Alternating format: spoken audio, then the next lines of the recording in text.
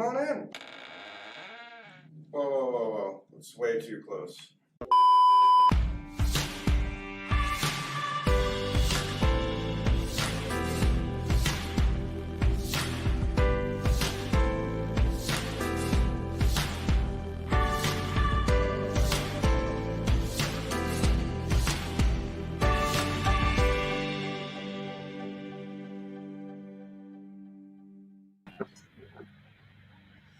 Oh, hey! I didn't see you guys there. How's everyone? How's everyone doing? How are you doing, Jeremy? It's been a while. Oh man, I'm doing good. I didn't know I was being watched. I'm just trying to figure out what am I gonna. What are you gonna do? What am I gonna? I don't know what I'm gonna do. You got it. There's a lot of stuff going on today. But I think I'm just gonna start off with the workhorse. Relax. I'm gonna start off with horse. So, yeah, everybody, how's it going? Welcome back. We're excited to be here tonight. Have a lot of beers to go through. I say it every time, but this is going to be the time that we keep this to a happy hour. This is it. I can feel it. We're going to fly through this thing. Let us know what you're drinking in the comments. Ask all the questions. Make all the comments. Throw them in. YouTube, Facebook, wherever you're watching. Thanks for joining. We got a lot of new faces coming on today too. So I think three first time. No, Micah's been on before. So two. Micah's been on, yeah. Timers, a returning face, but it's gonna be pretty fun. So get things started here pretty quickly. Letting people roll in a little bit. It looks like people are still signing on. I actually have a question. Let us know. What do you think about the time? 4 p.m. better than 5 p.m. on a Friday? I know Jeremy thinks so. But I want to know what all of you guys think. So let us know. Let us know if there's a better time for these things. But this is the best place to give us feedback. All right. So I'm drinking a cart, and let's start bringing people on. So first up, who you pick, man? It's your day, Jeremy. Who should we bring on first? Well, why don't we start with the Bruery Employee of the Quarter? I think that's a good one. This is the prize for winning Employee of the Quarter at the Bruery. You get to come on and drink some beers and talk to our beer fans. Let's do it. So introducing a new face today. Welcome, Megan. Congrats. Hello, everyone. We're very proud of you. So let's hear it. Who are you? What do you do? What's your favorite brewery beer? How long you been here? Tell us everything. Where are you from? I mean, the people need to know. Well, that's a loaded question there, Daniel. My name's Megan, as you all heard, and I am the driver at the Bruery. I drive the big yellow truck that you guys might see around. I support production and deliver packaging and all kinds of fun stuff. I live in Rancho Cucamonga, but I have spent a couple years in Alaska. That's actually where I learned to drive big vehicles. I would drive our cruise ship guests and give them tours. So that was pretty exciting. So I'm happy to be here at the Bruery, learning more about beer. And my favorite brewery beer is probably Unwind. It's just a nice, easy, hoppy Pilsner. It's nice, easy drinking. That's good to hear. So that's your favorite offshoot beer. Now, what's your favorite brewery beer? All right. It's got to be a Black Tuesday. I really like the new Black Tuesday. It's real nice. It's very smooth. So. It's a classic. You can't go wrong with it. No. Megan, do you have a nickname? I go by Megan. Or don't call me late to dinner. Would you like a nickname? What was that? Would you like a nickname? Yeah. I'm thinking Gear Jammer. Gear Jammer. I like that.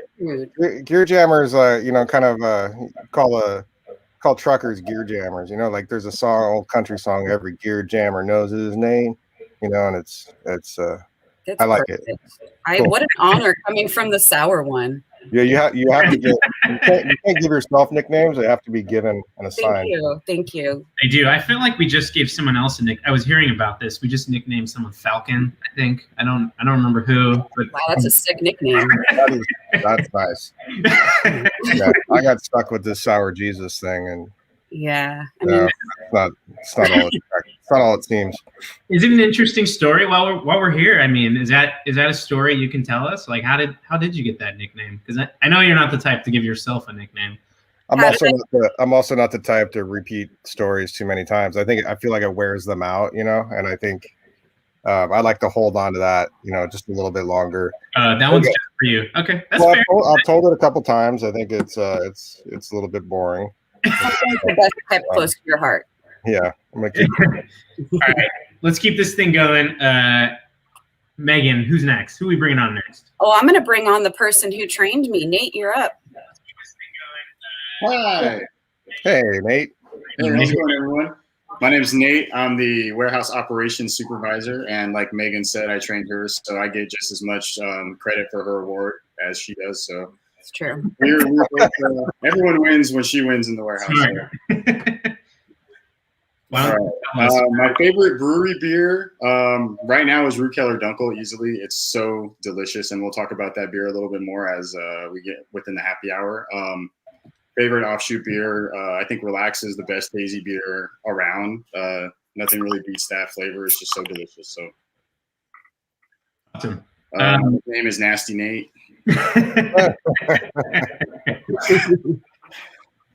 Yeah, really excited to be here with you guys. This is great. What are you guys drinking?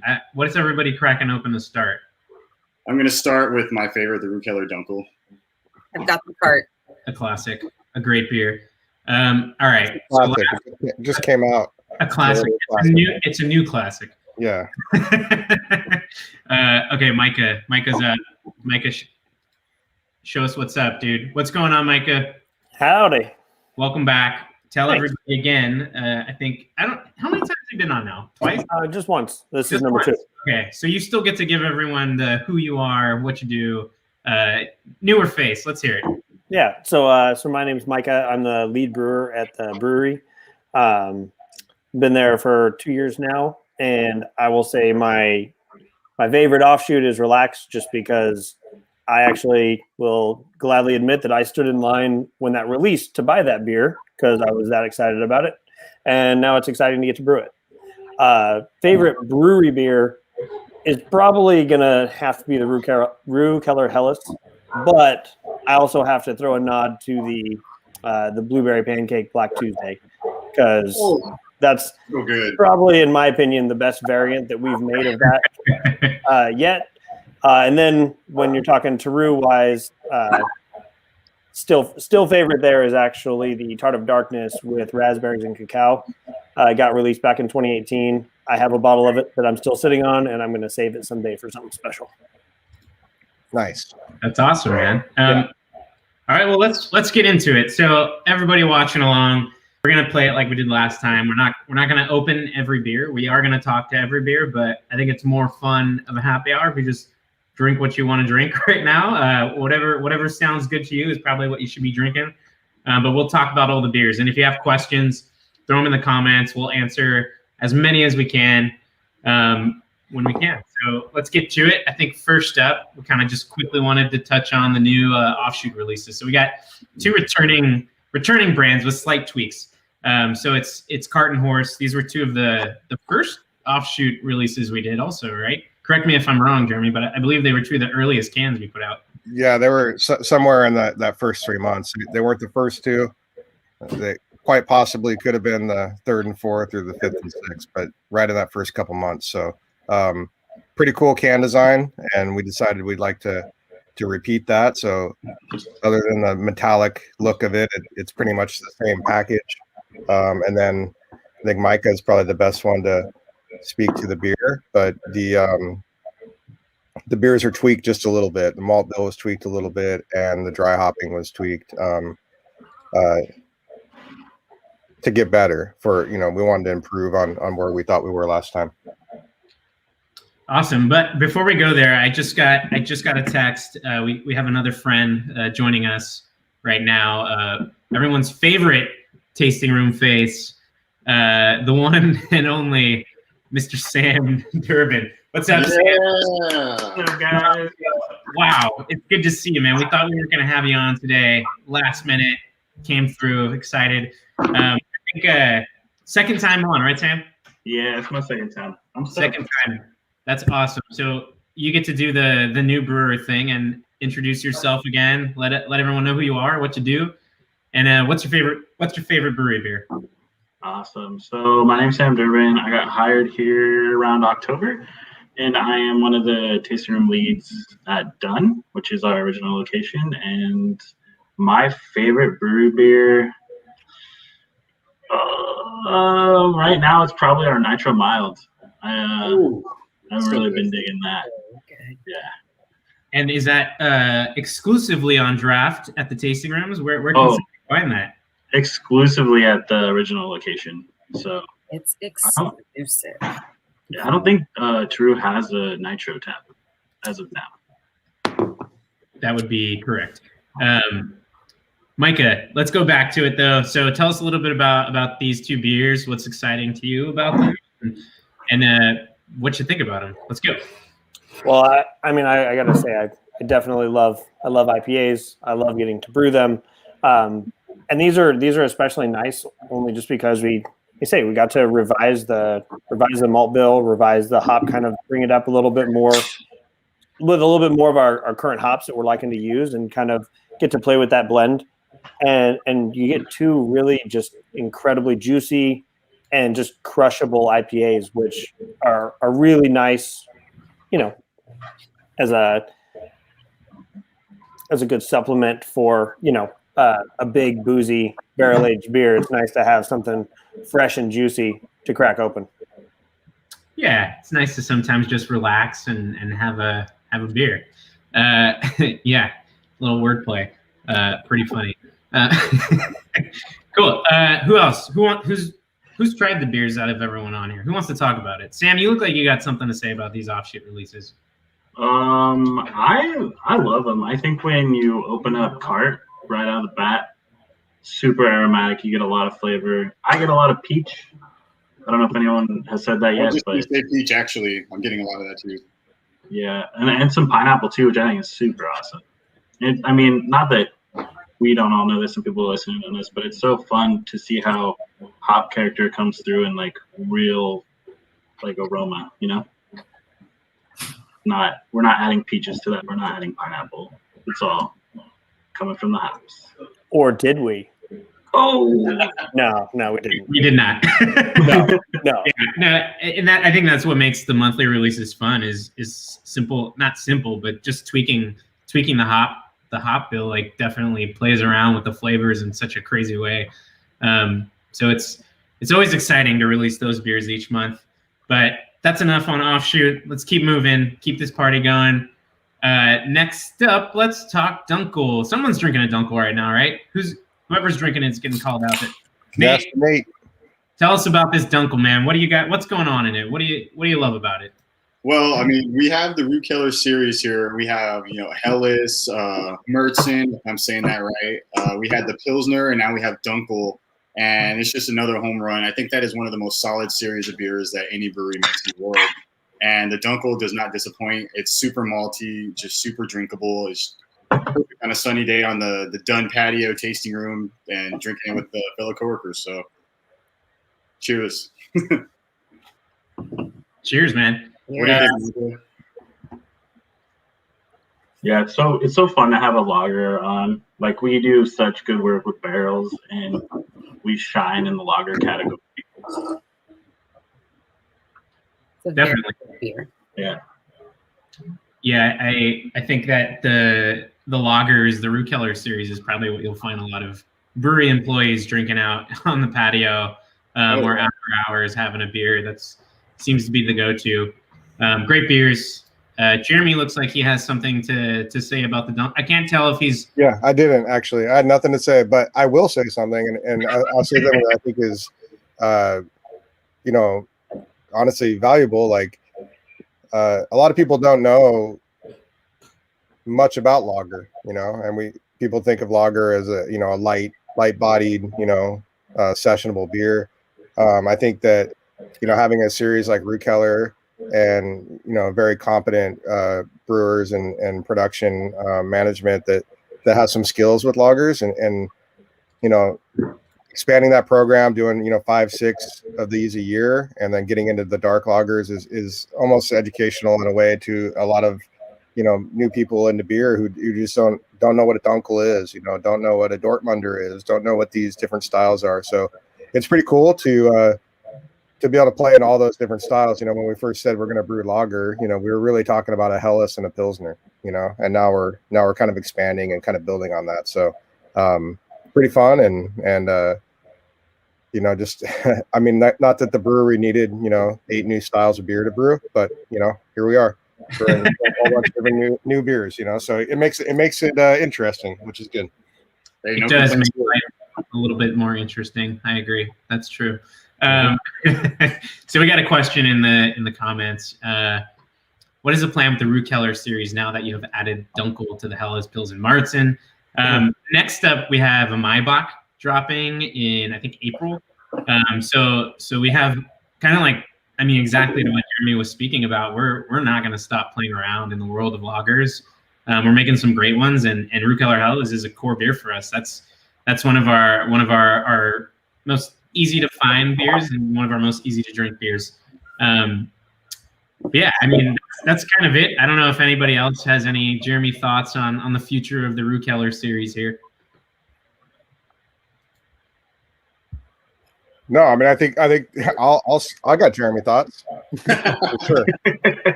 No, I think it's a playground, so that you'll see us play with some different things, and you'll see some other lager beers that maybe aren't in the Ruekeller series coming off of the pilot program for the tasting rooms as well. So lagers are back, and we're doing our best to brew as many of those different styles as we can, and mostly in a time appropriate fashion. So we're gonna do Marzen when Marzen should be drank, and Maibach when Maibach should be drank, and those types of things. So fun stuff.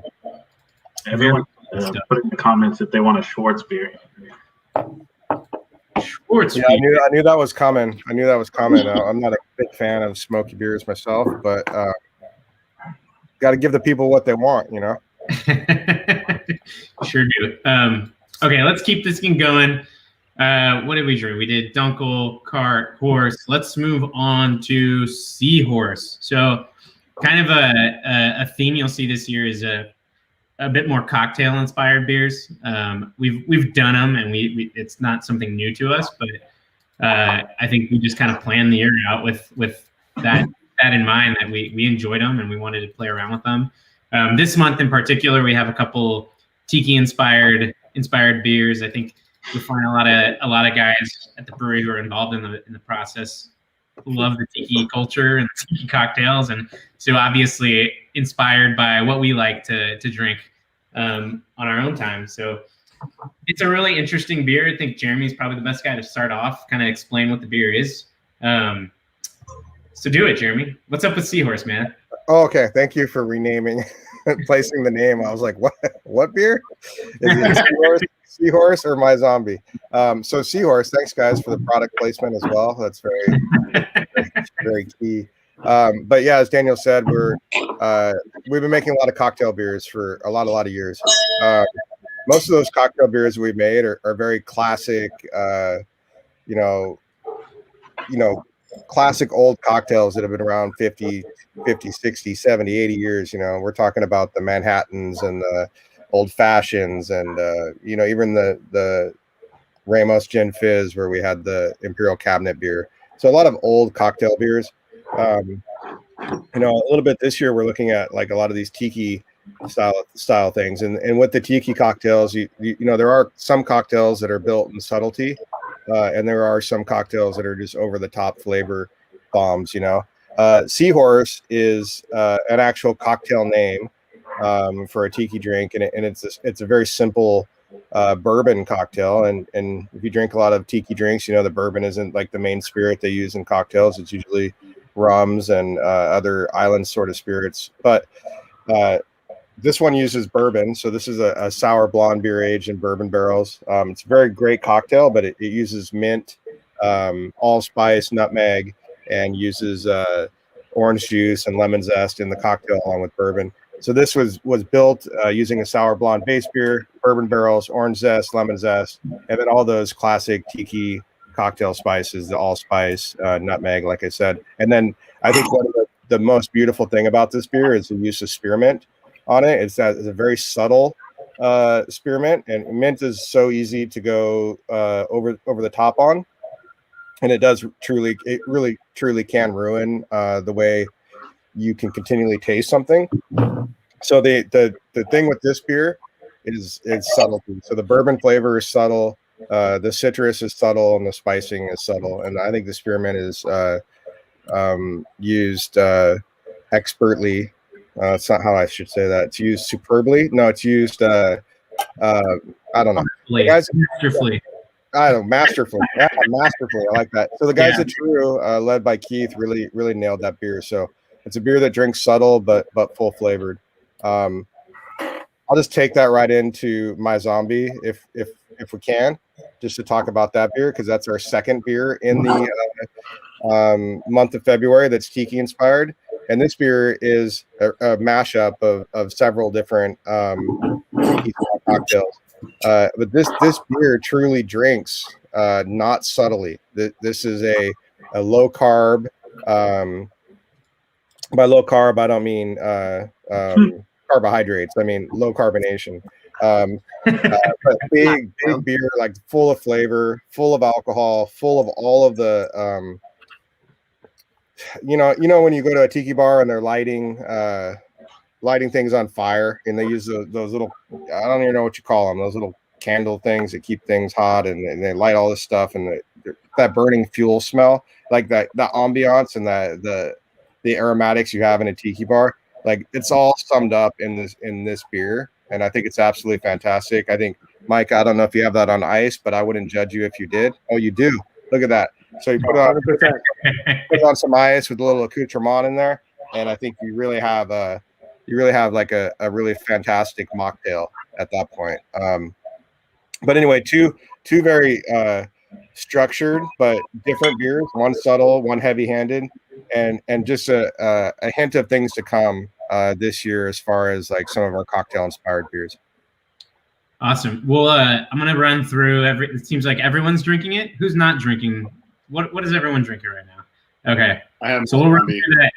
Got a few questions in the comments that I want to get to really quickly, and then we'll kind of run through everyone's thoughts on the beers. But this one kind of hits two questions that I've seen quite a few times now. So, any ideas of the next release for the Preservation Society? Just received Freckles, Elvis Mash, Nectar King, and Station Breton, I'm assuming is what that last one means. Yes. So the next box is the next membership pack for Preservation Society members is Sans Paget Vanilla, Not a Brownie, Dentel, our anniversary Old Ale, Solera Method, and Cumulus Tour, which is a question I've seen pop up like 3 or 4 times now. So Cumulus Tour is coming back. In particular, it's coming back in the Preservation Society box. Other questions, let's see. Let's get people's thoughts first. So Megan, what do you think? What are you drinking and what do you think about it? What's going on in that class? I'm drinking Seahorse. Gear Jammer. Yeah, Gear Jammer is what I am. Thank you. Yeah, thank you for clearing that up. I'm drinking Gear Jammer is drinking Seahorse, and it is delicious.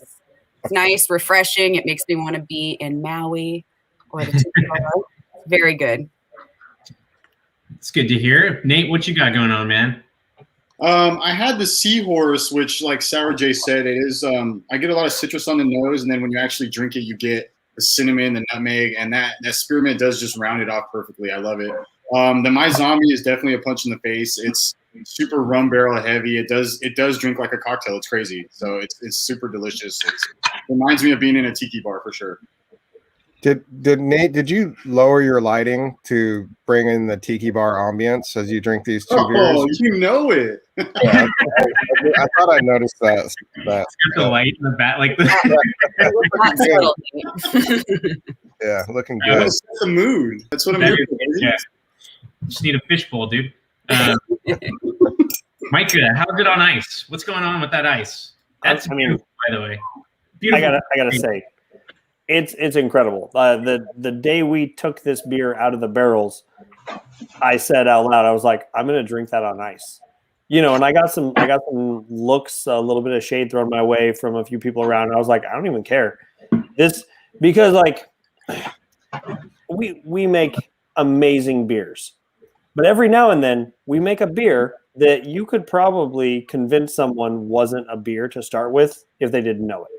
And this hands down is one of them. This is a beer that you could pour in a glass on ice and hand to someone and they would think you made them a cocktail, which honestly, even being a part of this still kind of baffles me into how we can accomplish that at times. But on ice, it's fantastic because honestly, I had it in the fridge, so it was already chilled.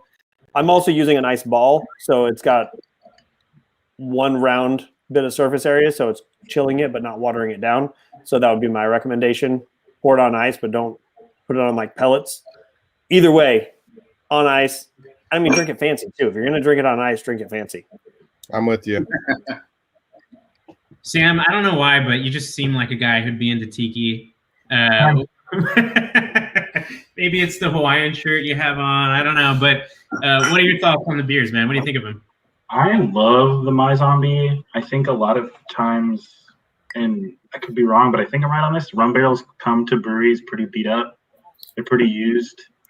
They're not like bourbon barrels where they just get a fresh dump and then we get them and we get that cool character. Sometimes you get really bad barrels. And so this just shows that like the people in the back are doing a really, really good job. And the rum shines through and it tastes really great. So Well, what's been the reception in the tasting room so far? What have you heard from our fans? Lots of good things. And the cool thing is like, I mean, not that I want to share with everyone, but it's kind of rare. So it's like, if you can get your hands on it, like get your hands on it, Yeah. So one thing about this beer, Sam, and I'm glad you mentioned the rum barrels, because this beer was actually designed for rum barrels. It was designed to, from a brewing perspective, designed to mock a rum, if you will. And then so the thought was like when we age it in rum barrels, it'll actually taste more like a rum than anything else. So it's a completely brand new base beer that we brewed about 18 months ago for this project. And you're right, it's very limited. We had only about 8 barrels of the beer. So, even lower amount of bottles than we had anticipated. So hoarders only.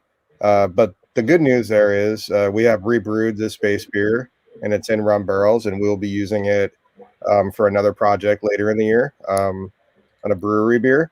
And then we'll have some more left over and some other projects in 2022 using this new base beer. So I think it's just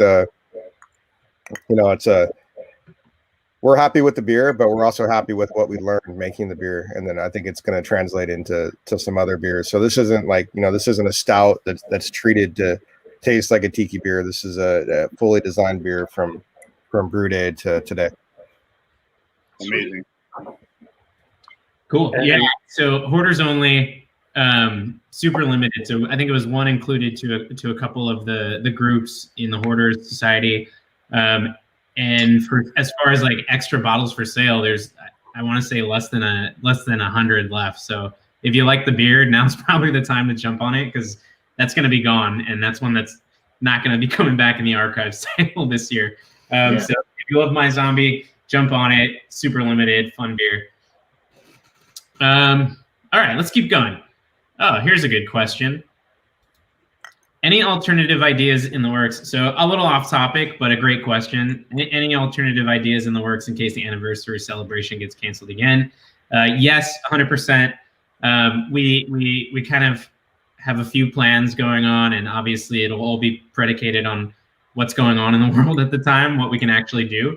But even if we can't do something 100% in person, we do have plans to throw a big bash, celebrate our anniversary, get you guys some fun beers. Yeah, I mean, we're still working on it, but it's in the works. And I want to say we might even move the date around a little bit. It might fall into a different month than you're used to.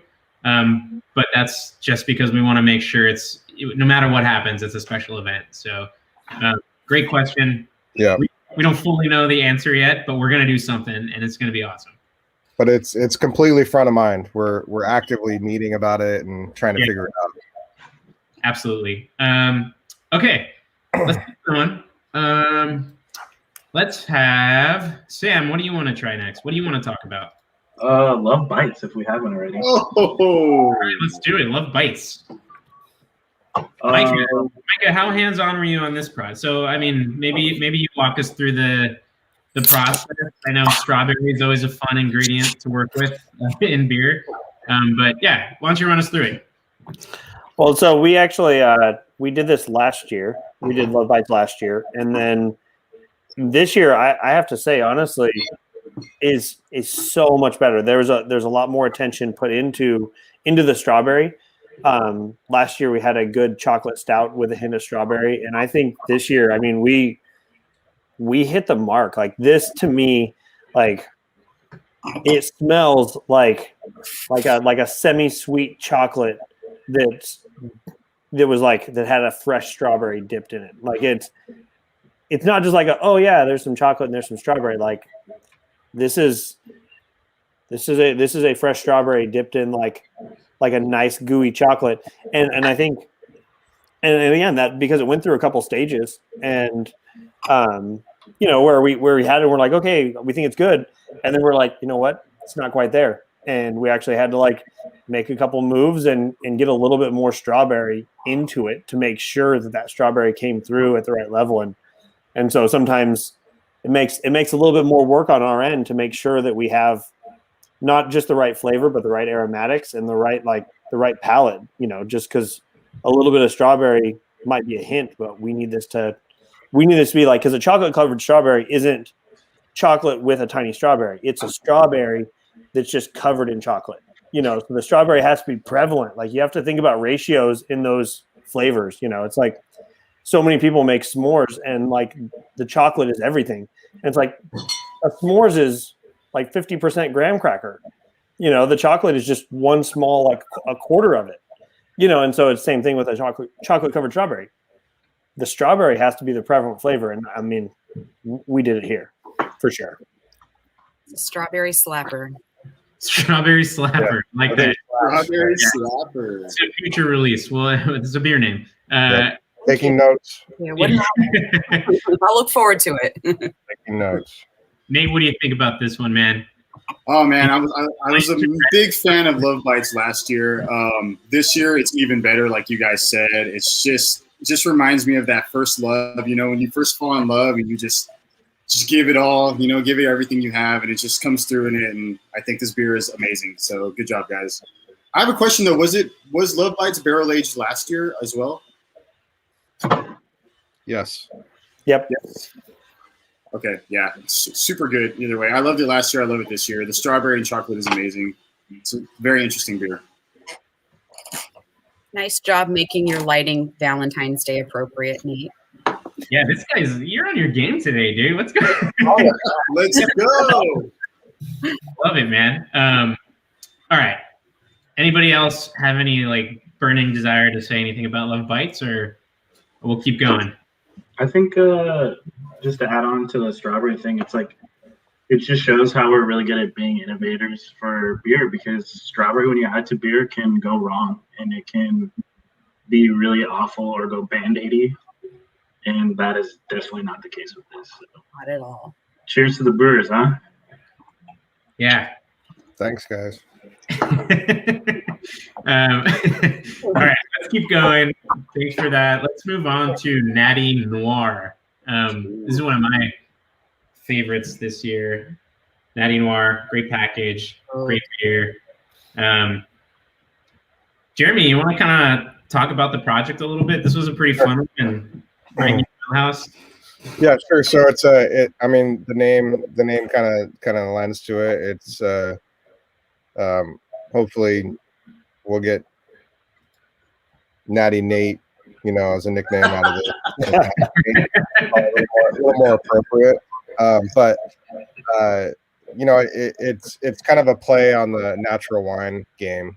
And natural wines are not only is it a hot segment in the wine industry, but it's also you see some non historical packaging. So in other words, a Chardonnay always comes in a certain shaped bottle, and a Cabernet always comes in a certain shaped bottle, and you can tell a lot about a wine by the package it's in. And the natural wine world kind of uses whatever they can get. They kind of like to make things look a little bit more, less classical, less chateau driven, if you will, and more everyday, approachable. So we took that to heart, not only with the beer itself. It's a wine beer hybrid. It's using Pinot Noir. And it's special in its own way, but it wasn't the kind of project that could follow a Bourgogne Noir that we did 3 years ago. Although that was what the intention was. But as I was developing in barrel, I started looking at it a little bit differently, and did I want this project to be still? And the question is no. The answer to that question is no. I think we wanted the carbonation in this, and that kind of lent toward the packaging. The beer itself was really beautiful, but it wasn't as bright as we wanted it to be. So we ran it through a filter and kind of cleaned it up, put it in a clear bottle, and I think it shows exactly. It shows the color exactly the way we wanted it to. And then we did some innovation around the package as well. And this is the first time the breweries used a clear label, playing with negative space and kind of looking at how do we get the product to shine through to the label, and how do we make it jump off of this won't be on anybody's shelf, but it'll jump out of somebody's cellar hopefully, and be the the kind of thing that you maybe drink with your eyes first. A lot of our beers are packaged very well, and they look very well, but they're in an amber bottle, and you really can't see the product inside. So this is an opportunity to do that. And it's supposed to be fun. So it's supposed to be full bodied. This isn't a spritz sort of culture thing. This is more of a natty thing. So it's supposed to pour. It's supposed to be effervescent, and it should be pretty. And it should be the kind of thing where you pour it in your glass, and somebody next to you should be like, "What are you drinking?" That looks really pretty. That's a story behind it, if you will. So that's the story. What do you guys? I think I have a question. Let's hear it. Question? No. Yeah, somebody said that. Was that Natty Nate? No, it was. Go for it, Sam. You have a question or no? Okay. Megan, Oh yeah, it was about the.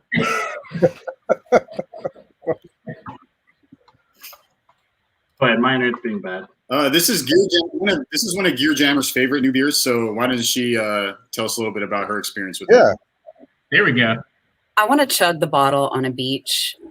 It's so it's effervescent, like Sour J said. It's a really a nice, well done cross between a wine and a beer. It tickles all the right spots. Talking about what a gear jammer. Here's a question from the comments. How well do the beer wine hybrids age? How long can you age them for? Jeremy, what do you think? Well, that's a fantastic question. We've been making beer wine hybrids for about 10 years. So I almost feel like one of our longtime hoarders might even be the better person to answer that. Somebody who's held on to a bottle for 5 or 6 years.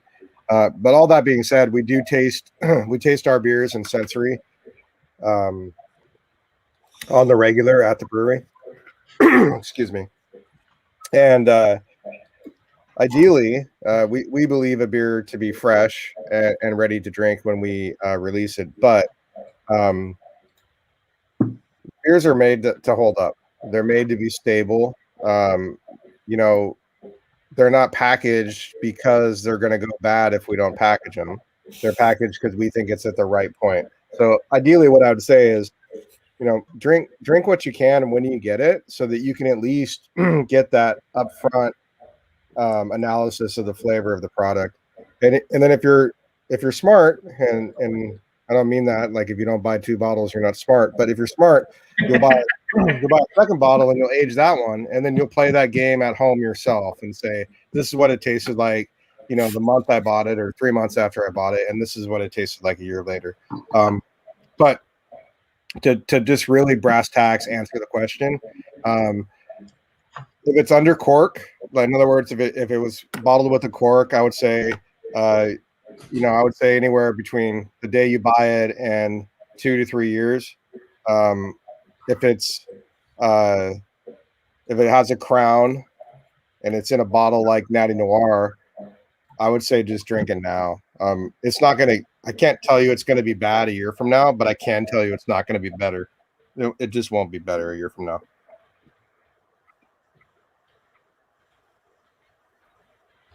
It's a good answer. Oh, I tried. No, I loved it, man. That was very well thought out, well spoken. I appreciate it. Okay. Anybody else have any last comments, questions on Natty Noir? All right. Yeah, I just want to say real quick, like, cheers to Jeremy Sour J. We're so spoiled to have you with us. You know, all these wine hybrid beers are always a home run. So I just want to say thank you for bringing this to the table. A sour wine hybrid beer, it's insane, blows my mind, but tastes so delicious. So. Yeah, dude, thank you. That was very, very kind. And I think you just earned that Natty Nate nickname, dude. I think that's it, dude. Yeah, Natty Nate. Wow. We got the Gear Jammer and the Natty Nate. I love it. Yeah. Wow, what a pair we are, Nate. Yeah. You too. All right. What else do we want to do? Who wants to do? So we have a lot of beer still. Holy moly. Let's do half of us open white chocolate, half of us open sticky bun. And let's talk about the 2 of them. So we're gonna kind of go with these cans, and these cans are pretty fun. So these are 2 beers that you will find in distribution. So these are obviously went out to member online first, but these are going to be hitting the shelf of your favorite stores, bars, Whole Foods, everywhere you can find brewery beers. You should be seeing white chocolate and Bakery sticky bun. So Bakery, obviously a rotating beer for us. This is, I believe, the 5th iteration, but the 6th brew. I think we did coconut macaroons twice, something like that. So, I mean, Micah, why don't you tell us a little bit about the series in general? Like, what is the Bakery series? And then let's talk sticky buns. It looks like you're opening white chocolate, so I probably picked the wrong guy, but you're going to tell us anyway. Let's do it. I mean, if I can't talk about Bakery, then I'm probably the wrong person in the job right now. So Bakery itself is our sweet stout that's barrel blended, and then we've had this great opportunity to expand and play with that flavor palette.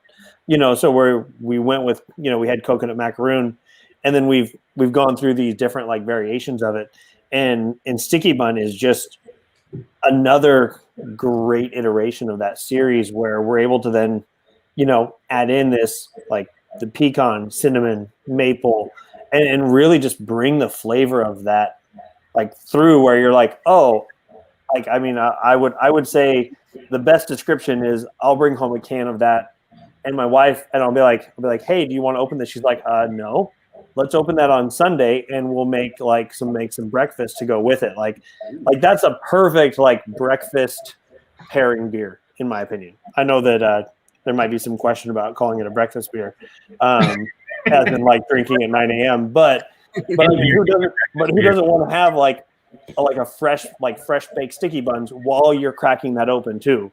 Like I love pairing desserts with a perfect like baked beer. That's true. I see it, and here's a chance for you to plug your Instagram handle. I see them on your Instagram all the time. Where can people see your baked goods that include our beers? Just to clarify, by my baked goods, I mean my wife's baked goods. But I it's just one Instagram that's I believe it's at Micah Rush. So that's pretty much it. Nice, man. So here's a question we get all the time. Like every time I say we're making bakery sticky bun, somebody asks me this. Maybe Sam can help answer this question for me.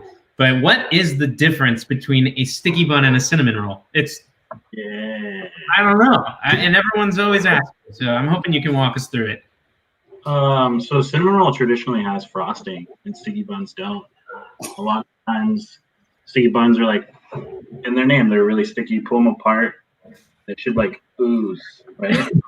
For a cinnamon roll, you can pick it up, and there might be a lot of frosting, but it's on top. Sticky buns traditionally have pecans in them too, and cinnamon rolls don't usually. So, which do you prefer? I'm a cinnamon roll boy. Cinnamon roll guy? Yeah. What about you, man? Cinnamon roll, sticky bun? Who, me? Yeah. Buns. Buns. All about the buns. Yeah, the frosting, it's too sweet, too much. I want the real sticky, mapley, gooey nonsense. I like it. Okay. Next up, white chocolate. So long time, like returning beer of the brewery. Every year we make this beer. I'm gonna pick on Micah again. What do you like about this year's vintage? I see you're drinking it. What's special about it? And maybe just tell us a little bit about the beer in general. Well, I think that because the base beer of this is White Oak Sap, and it's an incredible. I mean, it's an incredible beer that you wouldn't expect to look at this beer and get any sense of chocolate from it. That's what I think a lot of this, like where people then are. It gets a little bit more of its like amazement because you look at if you look at a dark thick stout and it smells like chocolate, you'd be like, okay, sure. But you look at this and you're like, what? How?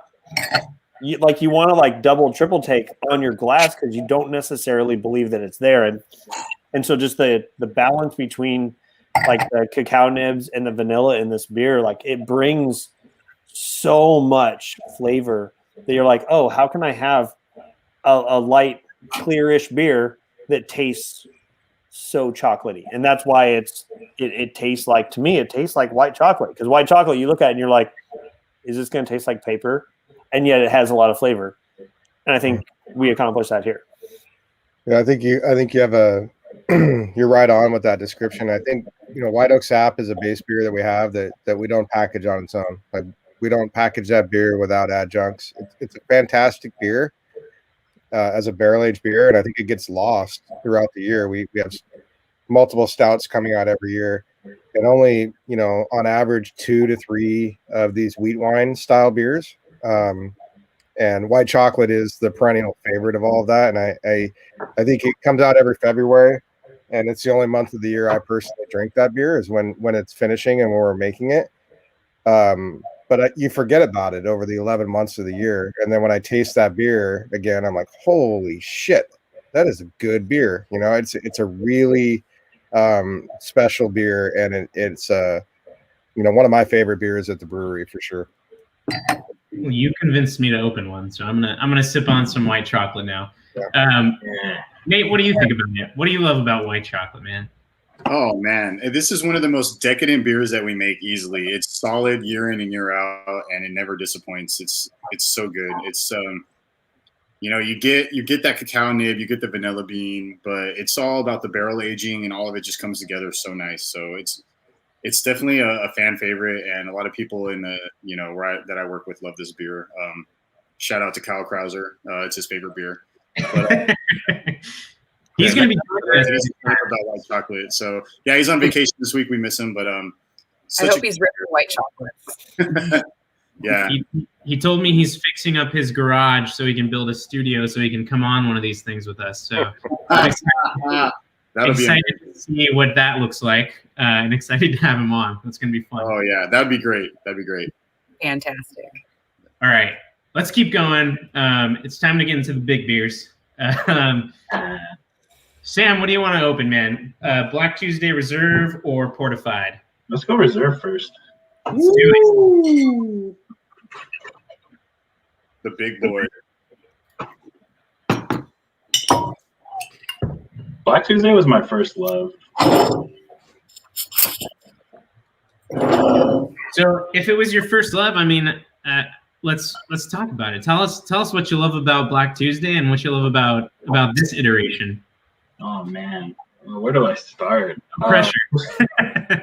First off, 21.8% drinks like 14.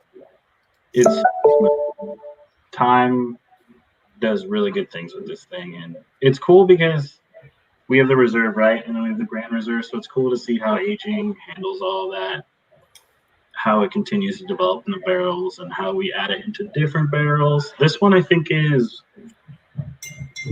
It was great brandy, and then aged in bourbon. Great brand. Yeah. Our friends at Copper and Kings. What's up, Copper and Kings? Yeah, it was aged. It was aged actually 2 years in those great brandy barrels, and then thrown into bourbon. So a little bit different style for the reserve, a little bit older beer. You see that in the ABV on that beer. It has almost that Grand Reserve level of alcohol, but a fantastic beer. Yeah. Give us the breakdown. Nate, you said Black Tuesday is one of your favorites too, right? Why don't you tell us a little bit about what you think on this one? First of all, I never said that. No, I'm just kidding. Black Tuesday is an amazing series. This Black Tuesday Reserve is so complex, but so easy to drink that it's hard to describe it. There's so many flavors going on, but it just tastes so freaking good, and it never disappoints every year. So freaking good is the best description. Yeah. Please, Jammer. Jeremy, you want to add anything on to this one? Me? Yeah, you. No, I mean, I think I added the barrel complexity and the age. I mean, I think it's Black Tuesday, and we do a lot of stuff with that one base beer, and I think our members are probably the best judges of what these beers are. I think that we've given them so many different variations of this beer. I mean, if you just look in this year, the Still Black Tuesday last month, that's training their palates as to what Black Tuesday tastes like with extended aging sans spirit barrels. And I think that's educational for them. And, we haven't talked about the next Black Tuesday beer this month, but I think that's also educational. So, I think, that's part of the thing about the brewery is that we'll keep hitting you with these things, and they're all the same, but they're not.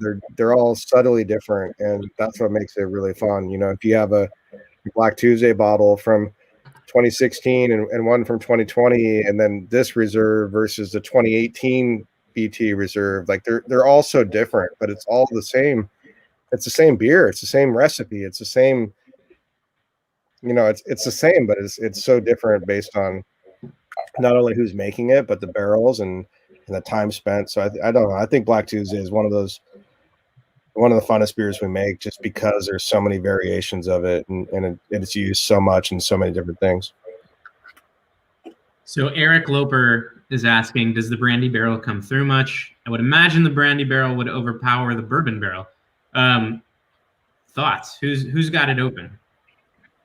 I mean, I'll jump on that, and I think kind of based on what Jeremy was just saying, like, I think the fact that this went into the great brandy barrels first really kind of enhances and changes that flavor. Because if this went into bourbon and then brandy, it would still probably be amazing, but it would also have like a different profile to it. Like, you'd probably get more oak and vanilla as opposed to getting kind of like that like smooth heat that you get from the brandy. So like, to answer Eric's question, like, yeah, I mean, I think it definitely, like, I think it comes through, but I think that then the bourbon and the second barrel aging of this, of its life kind of then gives a nice balance to it. Because I think if it only, if Black Tuesday only went into like the brandy barrels, it would, I think it would probably overpower the flavor that as Black Tuesday. But that's the fun of Black Tuesdays because it could go in a different barrel.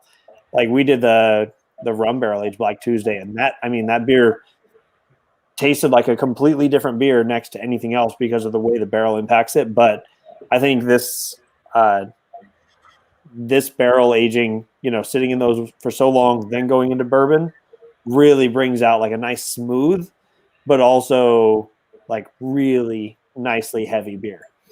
Well, I think you're right. I think it's almost like a polish at the end. That bourbon kind of polishes it out, and then just a little hint into what's coming. We are doing some Black Tuesday barrel focus stuff. Very soon in this year, and then we'll have something next year. I'll just leak it right now, but we'll have a great brandy Black Tuesday next year. So if we want to taste exactly what great brandy is that doesn't have anything else going on, next year, probably around the first half of the year, we'll be tasting one of those as well. And that's the kind of thing that makes Black Tuesday a really fun beer. Just get to taste it all different ways. Yeah. So kind of what Jeremy was alluding to is, and if you should have seen it by now if you remember, but coming up in April, we have the Black Tuesday Barrel Series box coming out, which basically explores four different barrels. Correct. We'll be tasting Madeira, cognac, sherry, and Scotch. So it'll be a lot of fun. Gosh. It's going to be a lot of fun. Speaking of fun and good transition, last beer of this month. I think we did some great packaging innovation this month. I mean, you got Natty Noir, you got Black Tuesday Port. Pretty impressive beer inside of here too. Jeremy, just because this is your project, like what you want to open it up for us? Yeah, so this is another beer that's playing on extended aging. So believe it or not, this is the same base beer that we use to produce Black Tuesday Port Barrel Aged about 3.5 years ago. About 3 years ago, actually. We had 5 of these port barrels left over, and we decided to keep aging them. And these port barrels are large. They're 154-gallon port pipes, so very, very large barrels, bigger than any barrel we have in our cellar. And one thing that you get when you have a larger barrel is you have actually less surface area of wood contacting the liquid. So if you follow me here, if you have a smaller barrel and less liquid, you actually have more contact with wood on per milliliter of liquid. So what that means is you age very fast in a small barrel, you age very slowly in a large barrel. Evidence to that is if you go to any upstart distillery that hasn't been around for 20 years or more, you'll see they have all small barrels usually. The reason why is because they age really fast and they can make a bourbon, in 2 or 3 years, as opposed to 7 to 10 years in a full-size barrel. So that's the backstory of the barrel. So extended aging, 3.5 years in barrel, but all the while as we were aging that beer, the idea was not just to have a Black Tuesday that was aged in port, but to portify, if you will, a Black Tuesday.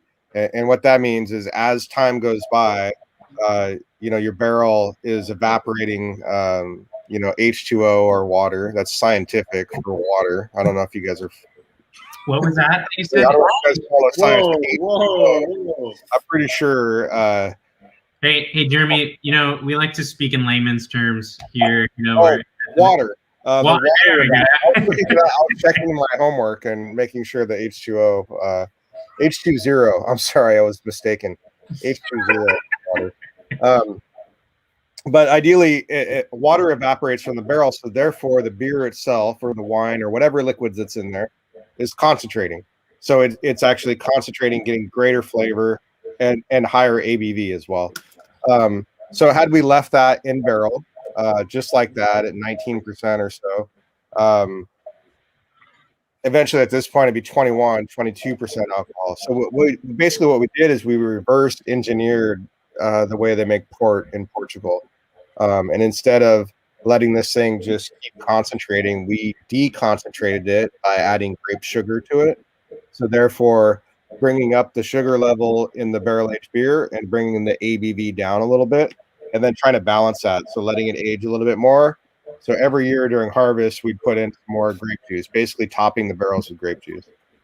So ideally, what we've made is a mashup of a beer, and it's one of those beers you're either gonna love it or hate it. You're either gonna respect it or not respect it. You're gonna find yourself where you need to be, and that's okay.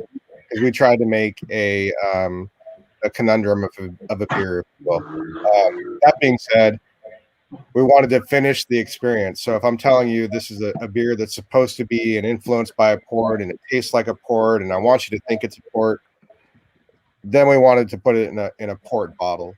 And we don't have any capacity or ability to package anything like that. So this got done on the mobile wine line when we did our Peter Viter and our Alicante beer.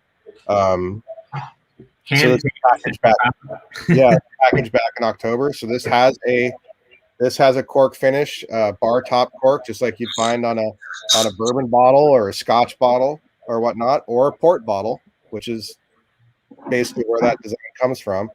It has a little label over it, and it's a thing. So here's the deal: aged really long, so we oxidated the hell out of it, right? With aging, not on purpose, but on purpose. We added the sugar to it. We kept the ABV high. So ideally, I think if somebody has a question, like, here we go, Jonathan, there, should I treat this as if it was a port or a beer? How do I do it? I'm going to tell you, do it however you want to do it, because I think there's something interesting about just testing those flavors. You know, one thing we did is we put it in a 500 ml bottle so that you wouldn't have the 750 to deal with. So you have already 2/3 of what you're expecting. Now open it, feel free to drink it, put that cork back in and save it for a day, and then taste it the next day. You figure out what it tastes like. We have plenty of these bottles, so if you need another one, we got you. But the thought is that this should be experienced as you would experience a port, if that's the way you want to experience. If you want to experience it like a beer, then by all means, treat it like a beer.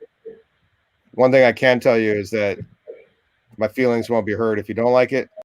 But I think it's pretty cool. I mean, I think it's a fun project. So cheers to that.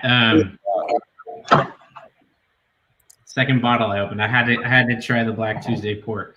Okay, let's do. I think there's a pretty good question here. Not entirely related, but I think it was spurred by your conversation earlier, Jeremy. When barrel aging, do you rotate the barrels to mix what liquid touches the barrel? We do not. No. As a matter of fact, we try not to move barrels. Now that being said, we have to move barrels a lot, but ideally the best way to deal with barrels is to not move them. You want the beer or liquid, wine, whatever it may be. You want that stratification within the barrel. You want particulate matter to drop out. You want excess yeast to drop out. You want all that stuff laying on the bottom of the barrel when you take the beer out.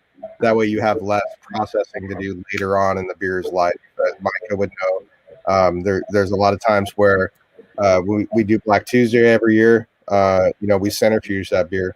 But when we do Black Tuesday Reserve and Grand Reserve, we have such a finite amount of that beer that we do everything we can to preserve every drop of that beer. And so those beers don't get centrifuged. As a matter of fact, they get racked by our cellarmen with dedication and care to make sure we leave behind all the stuff that we don't want and only grab the stuff that we do.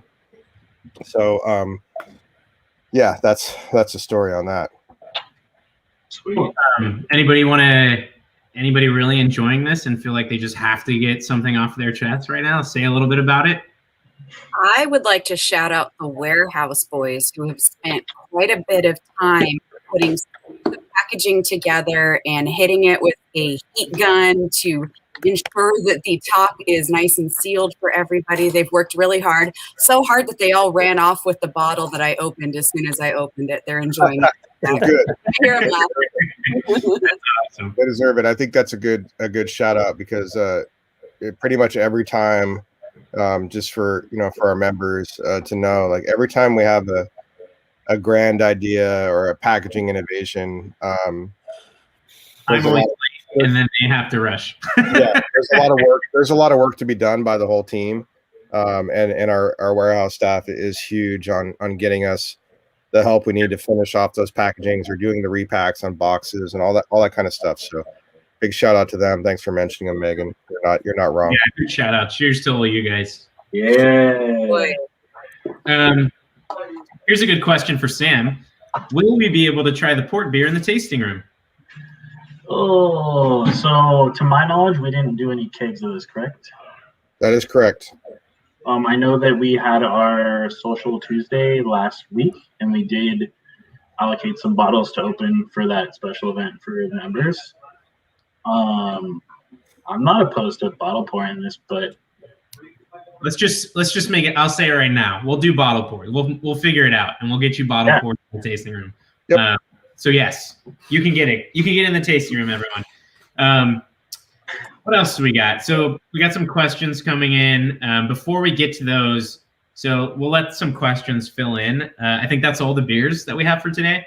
But I do want to do a quick rapid fire for all you newer faces on here, where I'm going to ask you a question. Give me your quick answer. You have 5 seconds to get back to us. Give everyone a little bit of a chance to get to know all of you. So let's start with Megan. Question number 1, what's your favorite way to spend a day off? The beach. Easy. Oh, that was easy. Yeah. Megan, same question. Hanging out with my dog. I have a corgi, and he's so adorable, and I don't deserve him, but he's amazing. So Shout out to Lenny. right now. Mike, Favorite day off activity?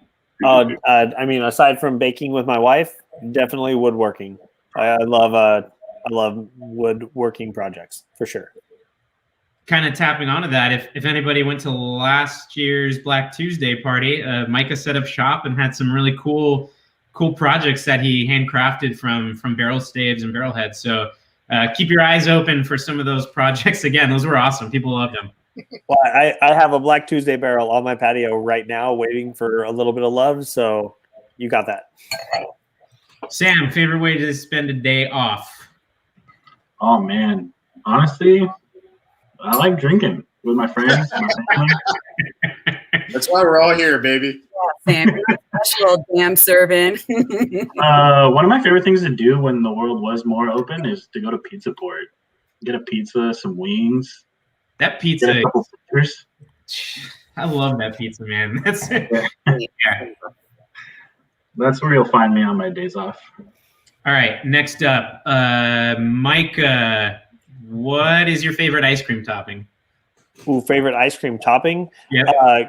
Caramel, hands down. As I keep mentioning, my wife bakes, and therefore she actually makes homemade caramel, which is one of the things that we did like the second time. Like we hung out even before we were dating, just like hanging out. She was like, "Hey, I'm gonna make some caramel. You can come over." And I was like, "Oh, you're not like, oh, I made some caramel. Like you're like pouring like sugar and making caramel and cool."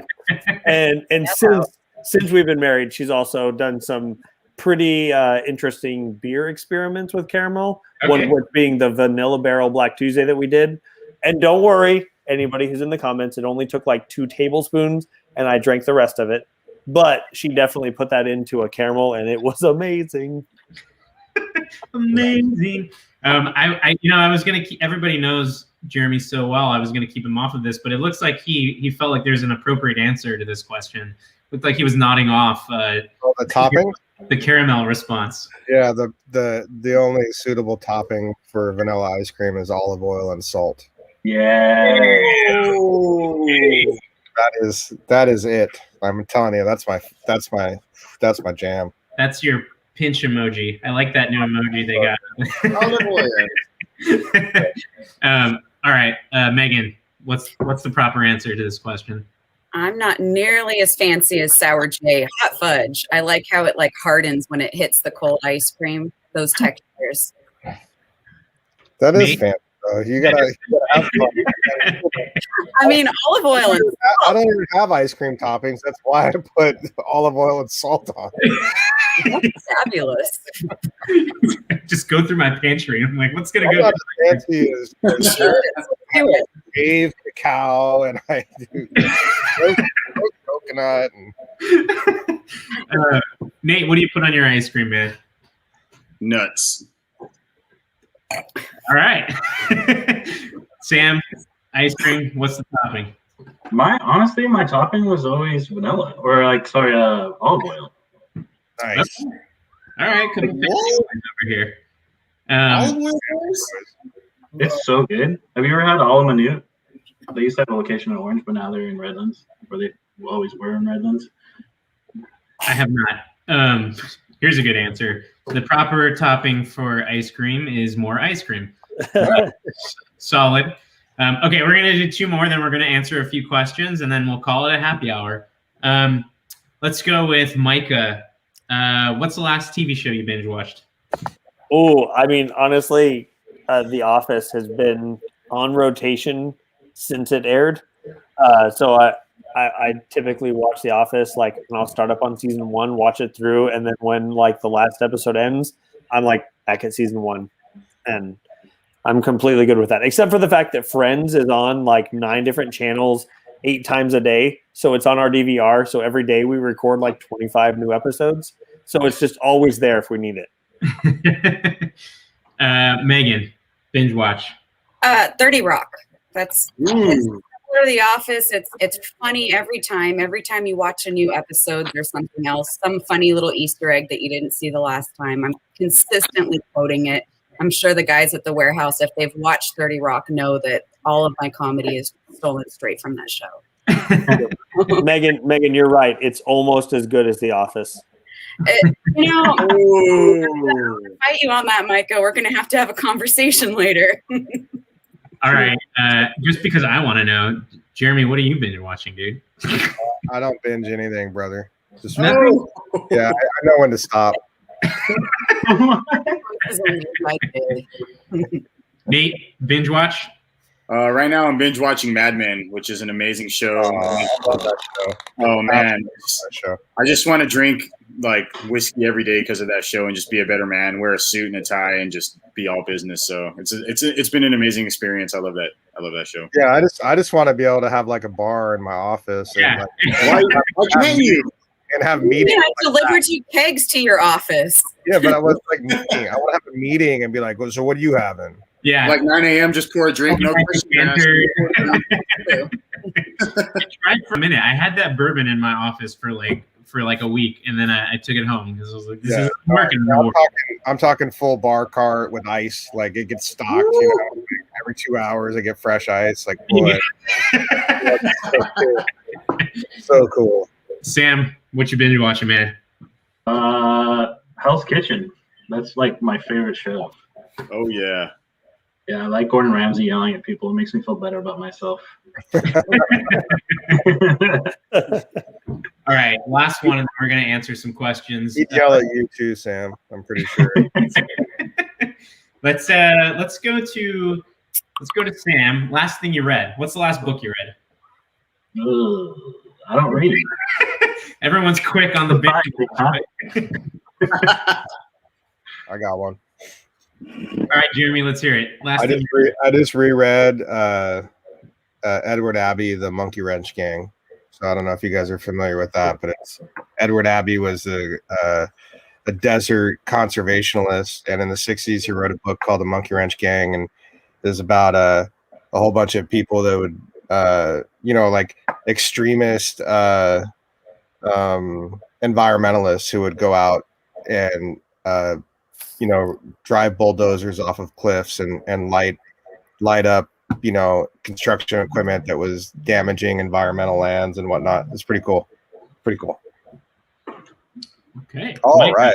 Alrighty. Micah, Yeah. what do you Well, I'll be honest. I'm not a super big reader, but I will acknowledge that the last book that I read was about fermentation science. So it probably not super exciting, but the book before that wasn't just about brewing is Ready Player One. Probably one of my favorite books of all time. What'd you think of the movie? Oh, the movie's fantastic. Don't get me wrong. I could have an entire happy hour just talking about the movie and book comparison, as anyone who has read a book and watched a movie could do. But the fact that like Klein had influence on the movie and then adapted it to make sure that like that he actually like had like, okay, we can't make the same book into a movie, so I acknowledge that. Let's just do what we can because we have a lot of rights to deal with, aka Star Wars for starters. But I also have Ready Player 2 sitting on my shelf right now that is just waiting for this nice long weekend coming up, aka I took Monday off. So nice. gonna do some reading this weekend and woodworking and hang out with my family, and I'm very excited about that. I think Jeremy also took it off, huh? No, I Jeremy. did, yeah, I did. Nate, Well, there's love in the air, Daniel. Valentine's Day is on Sunday. I don't know. No, I don't read a lot of books. I'm kind of really into cookbooks and stuff like that. So Melissa Clark's Dinner is like one of my favorite cookbooks. Every recipe in that is a banger. Indian food cookbooks. That really fascinates me. So I love cooking. So that's what I do. Nice. Megan, last but not least. I love to read. The last book that I read, I just finished 2 days ago. It was Grandma Gatewood's Walk, and it's about this lady who is, she's like a grandmother of like 10 or something, and she walked the Appalachian Trail carrying like shopping bags and wearing Keds, and she's an actual beast. She was the first woman to through hike it, and it was a really awesome book. I picked it up at the gift shop at Rocky Mountain, or at Great Smoky Mountain National Park, and I was excited to learn more about the local area, and she was a really inspiring read. That's awesome. Wow. So we got some readers in here. Okay, we're going to go back to our viewers' questions to end this thing. So, guys, if you have any more questions, throw them in because we're going to start running through these. So here's a question from Ken H. It says, different topic. Are there any differences between this year's 12 Days of Christmas and last year's? Last year's box was great. I'm excited for this one too. So we don't have a 12 days box planned this year because we actually kind of decided to start the series over, right? So we're going back to Partridge, but it's going to be it's a reimagination, if you would, and you could maybe Jeremy has a little more to tack onto that, but last year's was the barrel-aged 12 days box. Before that, we did the clean 12 days box, and now we're kind of starting the series all over. So we have two 12 days boxes. We have one in 2019 and one in 2020. The 2019 box is a stainless steel box. The 2020 box is the barrel-aged box. In 2020, we started the program over again and did Partridge in a Pear Tree 2020. So now we're in 2021. So this year we'll see the new Two Turtle Doves, which won't be the same beer as the original Two Turtle Doves, but it will be a riff and something different. And then we'll also see the bourbon barrel aged version of Partridge in a Pear Tree from last year. So I know it's all super confusing. I've worked in the brewery for 6 years and I finally figured it out. So if anybody needs any coaching on that, just let me know and I'll be happy to happy to explain away the confusion. And it wouldn't be the brewery if it wasn't a little bit confusing. I mean, you guys know we have Chocolate Rain, Gray Monday. What is this? Yeah, I don't even know those hand signals for that. We established hand signals for the Chocolate Rain series, but we didn't do it for Gray Monday. So, yeah, something like this, like monocle and the beard. That's what I was thinking. Yeah, that's kind of what I was thinking for Gray Monday. Well, I have to say, though, for Chocolate Rain, it's not about necessarily like hand signals. It's about inflection. It's Chocolate Rain, and then it's Chocolate Rain. That's the difference, actually, is the double barrel gets a lot more emphasis. Yeah, absolutely. I kind of like the hand signal. Like, there's this thing where people just walk by and they go, rain or rain. And it's pretty fun. Okay, here's another good one.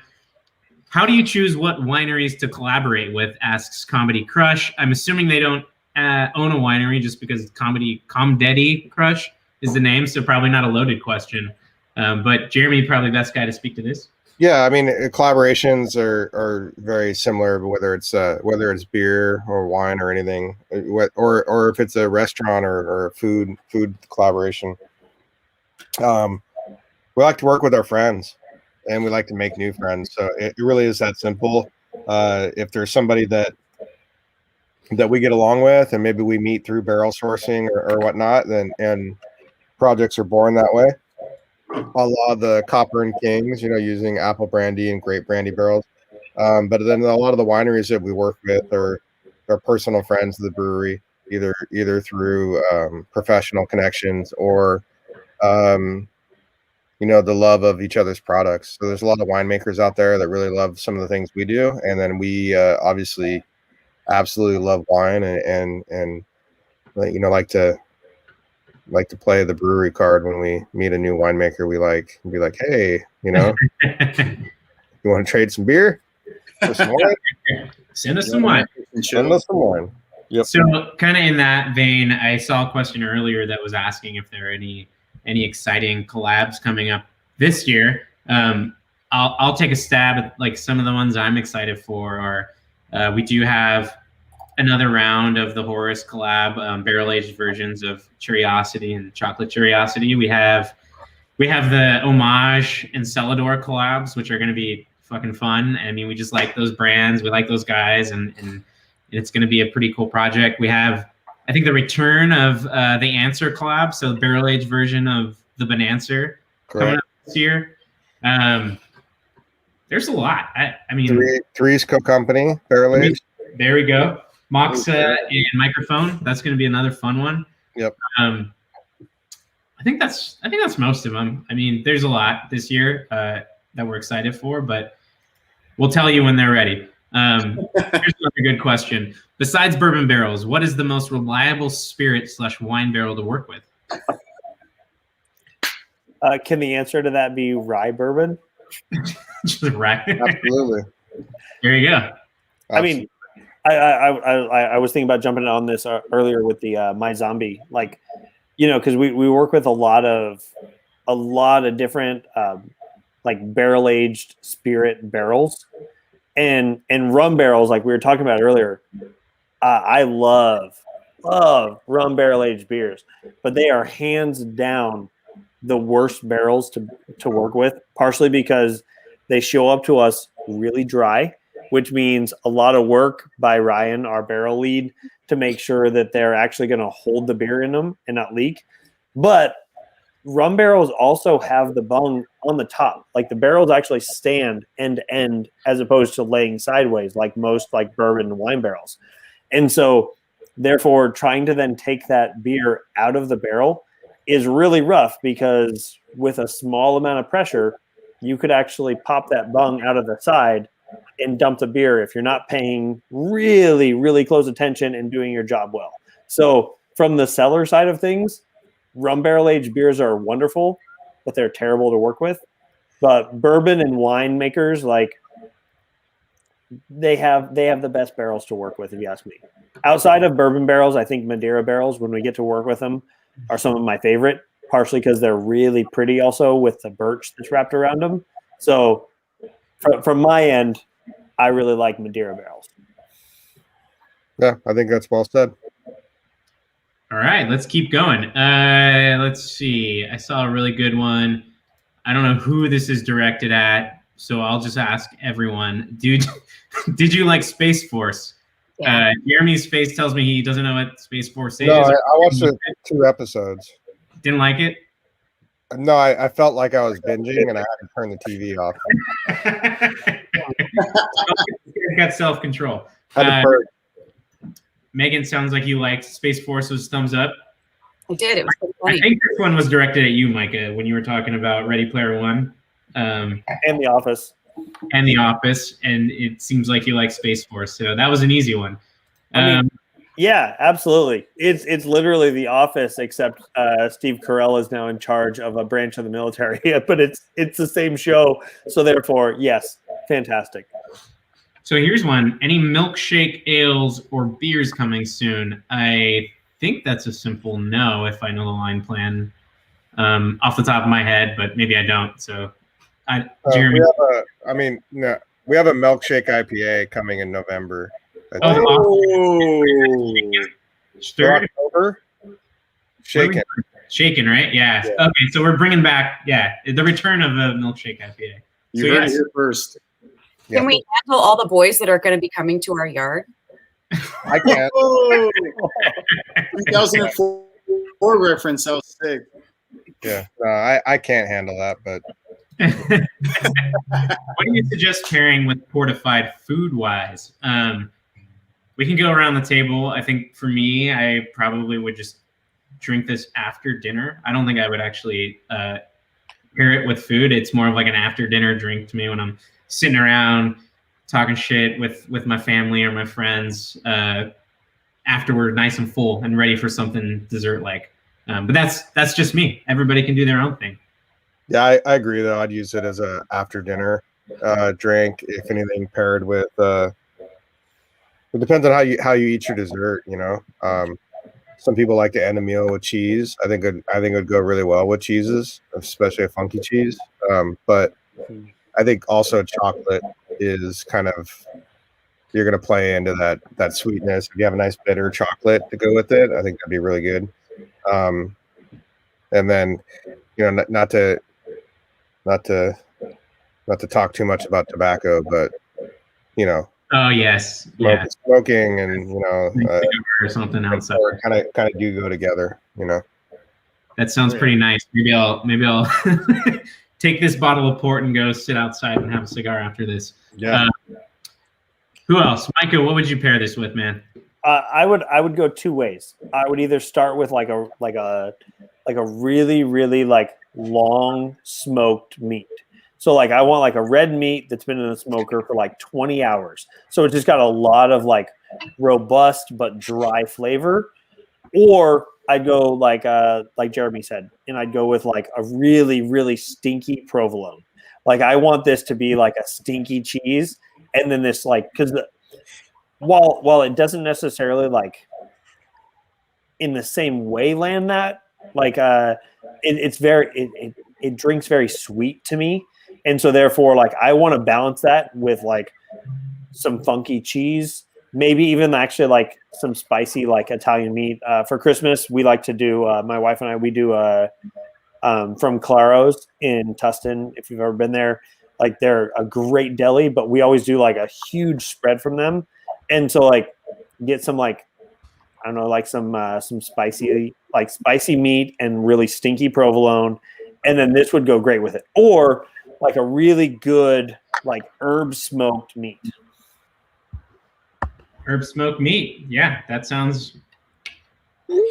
Nate looks like he has something to say. I don't know why. He's got that look on his face where he's like, I would love to pair Portified with. Listen, Portified is an amazing beer. It's probably the smoothest variation of Black Tuesday that we have. You get a lot of leather, brown sugar, date on the nose, and I think it'll pair well with any dessert. It's like treat it as a port, you know, more than a beer. Like have it after your meal, have it with dessert, and I think it's just going to shine through. It's going to be fantastic. Awesome. Okay, we're going to do 4 more questions. We're going to call it a night. Jeremy said he has to pee, so it's time. All right, so let's move through this thing. Here's one from Dr. Watkins. What's the best vegan meal you've ever had? I'll say none. Next question. I had a salad the other day. Can I answer that real quick? Yeah. Let's hear it.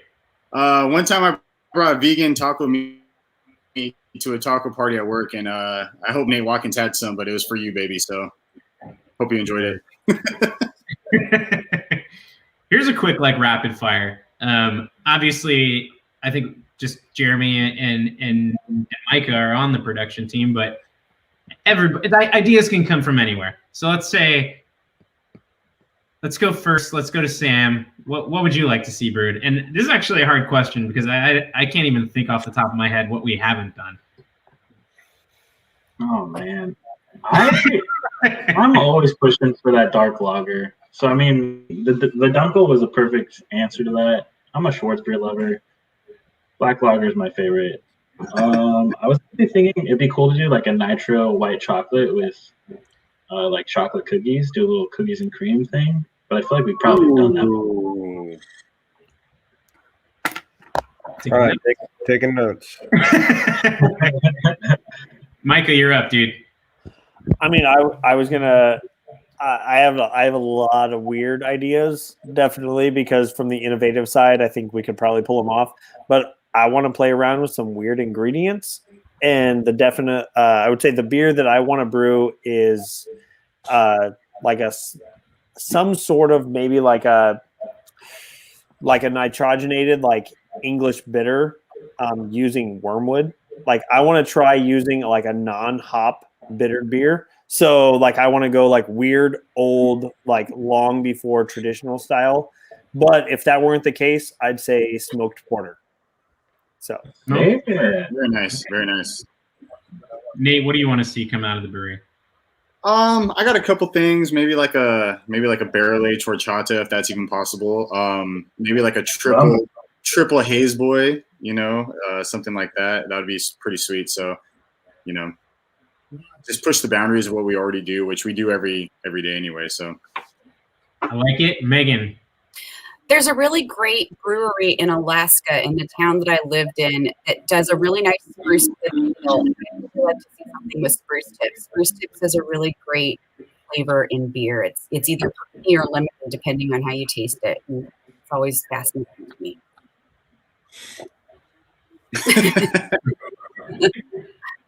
Jeremy, you got an answer on this one?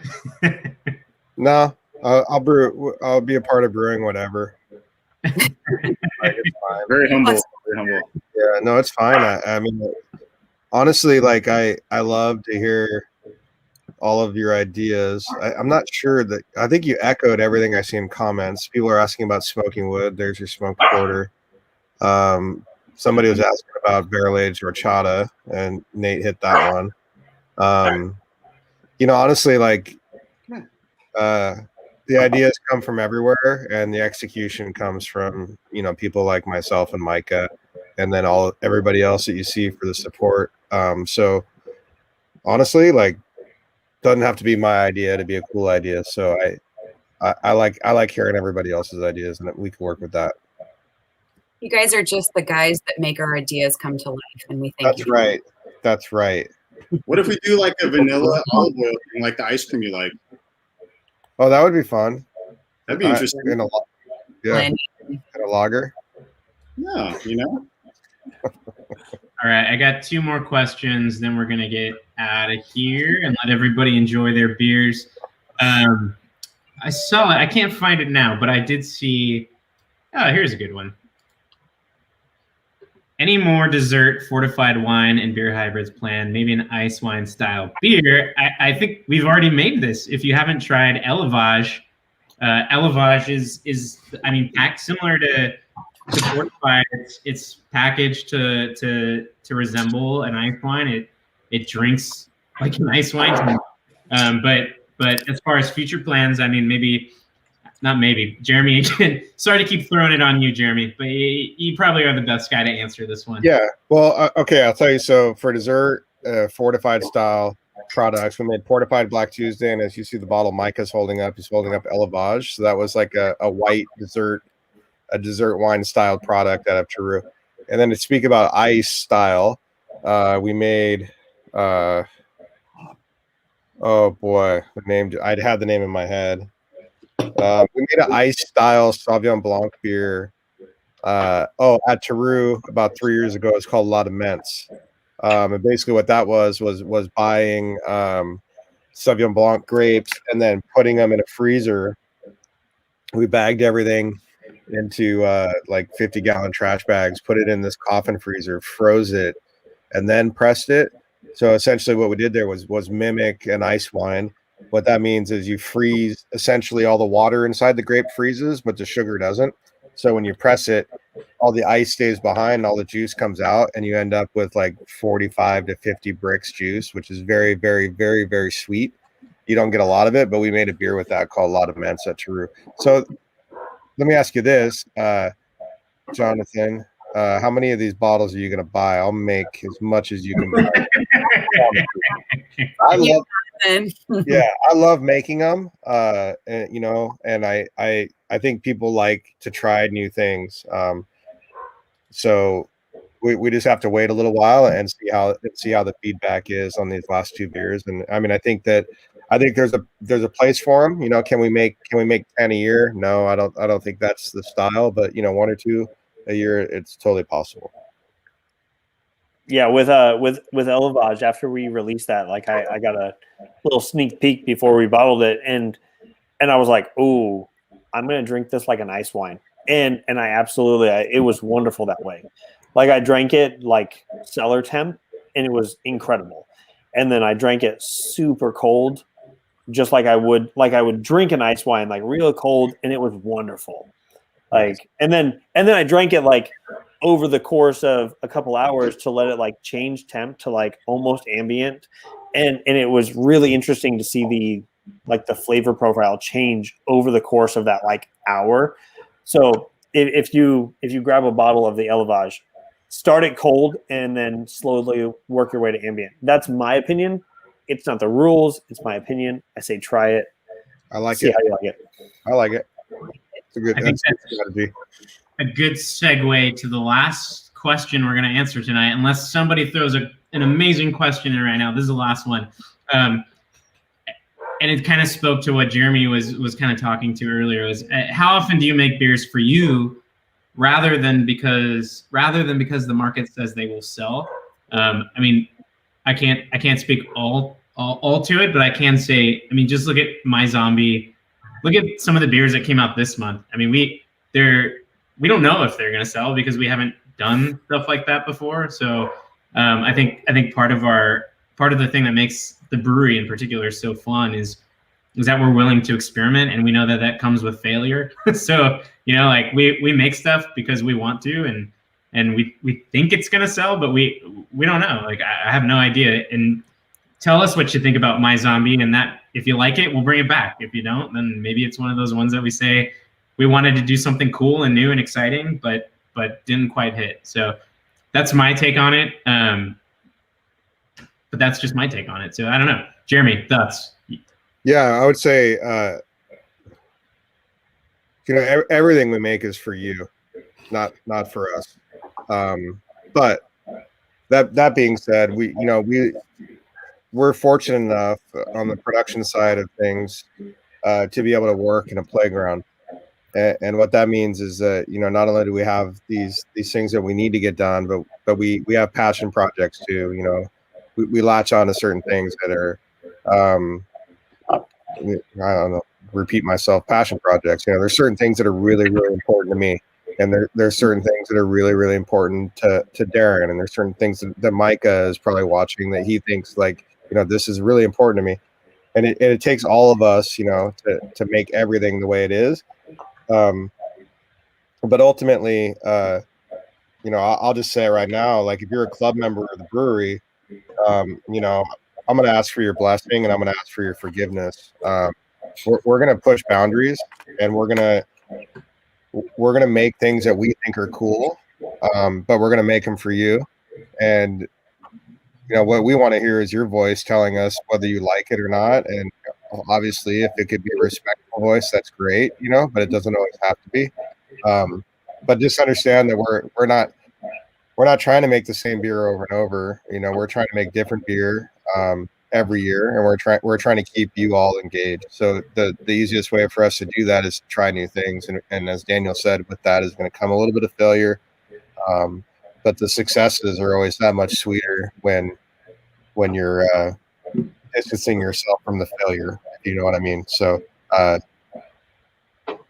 we're trying to make beer for you, and if it happens to be something I enjoy doing along the way, then that's good.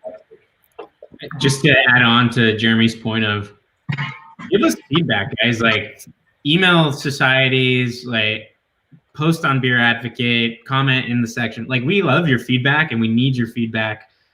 So don't be afraid to reach out. I mean, if you go on to any of the forums or on Facebook or on Instagram, like anywhere you can reach out to us, give us your feedback. We love it, and we need it. So always open to it. It's great to hear feedback.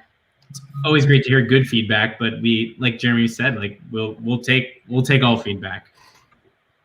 I think that's it. I think we're gonna call it a night. Thanks for joining us for just about 2 hours again. I'm sorry about that. I'm not. Hopefully you guys had fun. Anybody have any closing remarks they want to make? Thanks to Sam, Nate, Megan, Micah for joining us again. Just as a closing remark, I just want to say, like, making beer for you and for the market is, you know, we are you. We're all just beer nerds who love beer, and we like to just make delicious beer. So I don't think there's really a disconnect in between what the market says and what we think will be delicious. I think that we just make beer that we think that will be amazing, and we want to share with the world. So I don't really think that, and I think we just put our hearts into it. So it should always be good stuff. Well put. Well put, Natty Nate. Yeah, Natty Nate. All right, I think if that's it, we're gonna call it a night. Thanks everyone for joining. We'll see you in a few weeks, and feedback. Let us know who you want to see on this thing. Yeah, great seeing everyone. Cheers, guys.